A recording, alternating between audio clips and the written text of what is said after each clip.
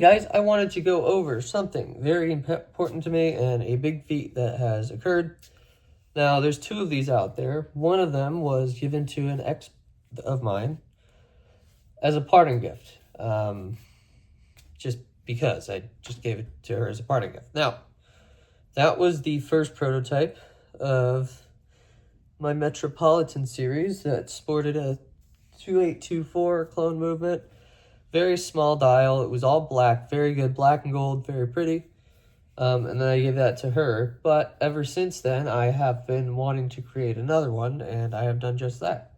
So as of a couple days ago, the Metro Pilot here has been produced concept so far. So I have quite a few details about the dial and movement and stuff, and there will be the improvements. So let's get started.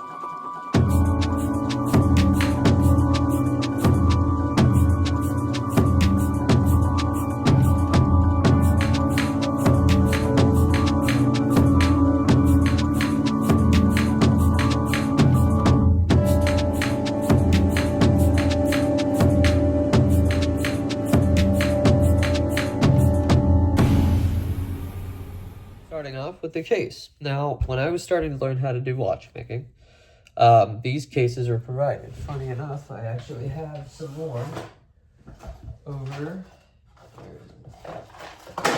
right in here, in case I want to create another Metro Pilot. I have a good case in there. No, I lied. There's actually two cases for it. Yeah. So there's possibility up to 2 more productions of this timepiece. So I have extra cases. Dials are tricky, but this is when I was first starting to learn how to do watchmaking.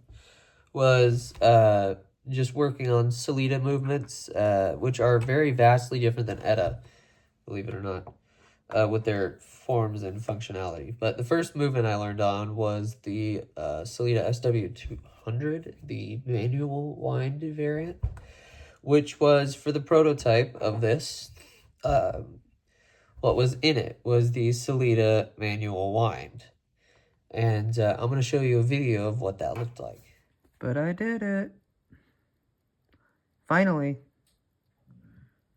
After a year. As you can see, the movement was running poorly because of all the poor attempts of me doing the service, because I was learning how to make it at the time. And it did okay, and then I switched over to an automatic movement, a clone movement, say this. And what was interesting about it wasn't this model, it was the other model that had the manual wind in it. This one did have a manual wind at one point, but that was purely just to have it together, so I'll show you. And in fact, the prototype was not done. I had put if you look at the date wheel, not on this model, but on the video I showed you, it's just mechanical. That is because the Sellita manual wind did not have a date at all on the dial. Now, it would be really cool if it had a date on the dial, but it did not. So the prototype was not complete. I can show you another video, or a couple more videos, of different variants and the black model that I made. So I'll get to showing you that now.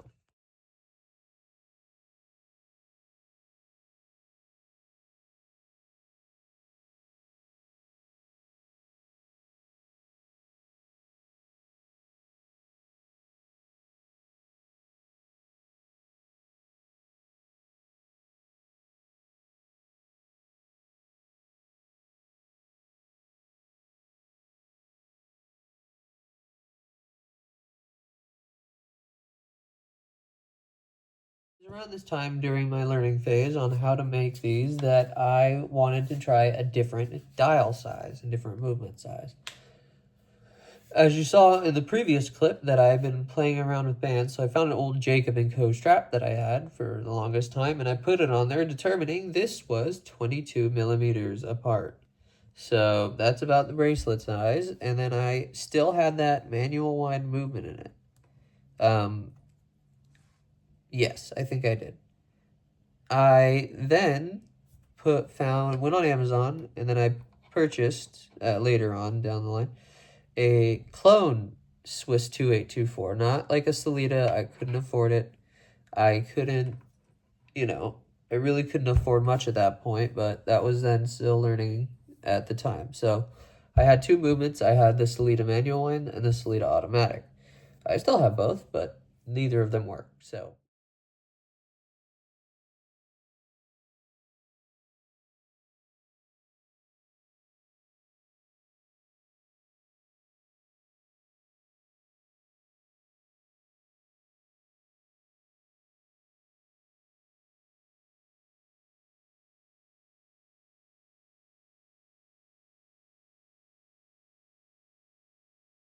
all right, in the next clip, you're going to see the new movement that I was experimenting with next to the actual Metro Mini. So I'll show you this now.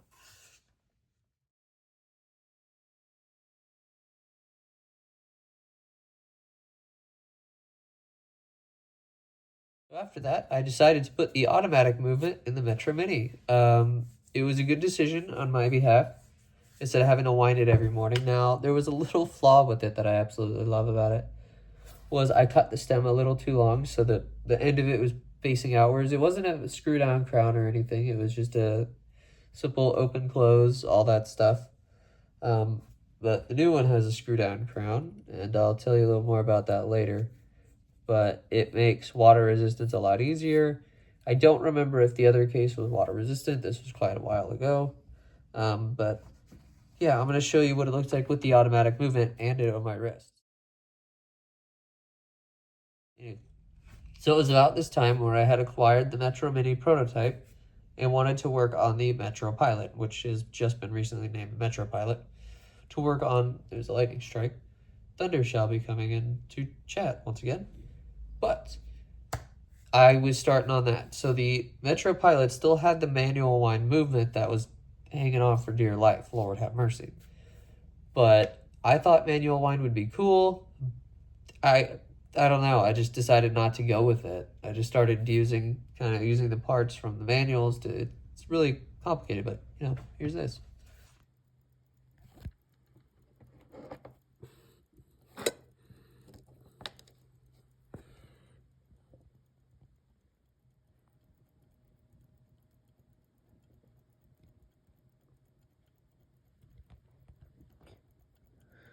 Both of these have Swiss movements. This one's manual wind, so there's no date as you see. This is for the men's Metro, and this is an automatic 2824.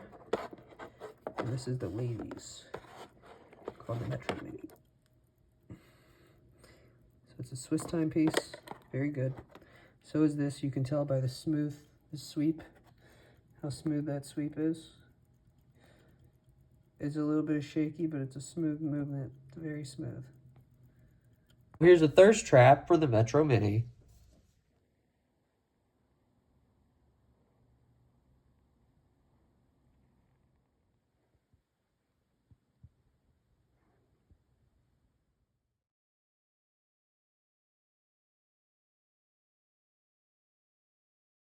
Now we come to the fun part, the specs and details about the watch. So on this, we have a beautiful stainless steel case with a polished bezel, nice brush sides, and a clear case back, sporting a real ETA 2824.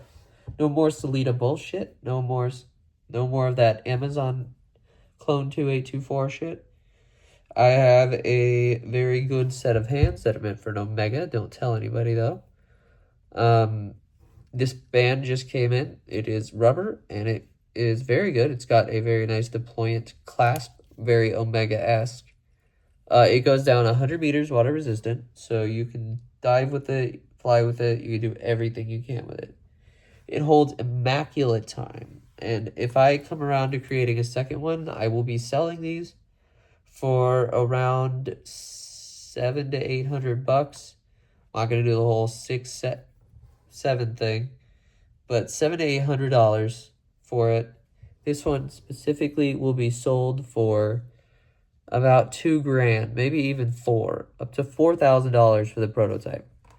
But it is a banger of a watch. What time is it? Yes, I have to go eat. I'm hungry.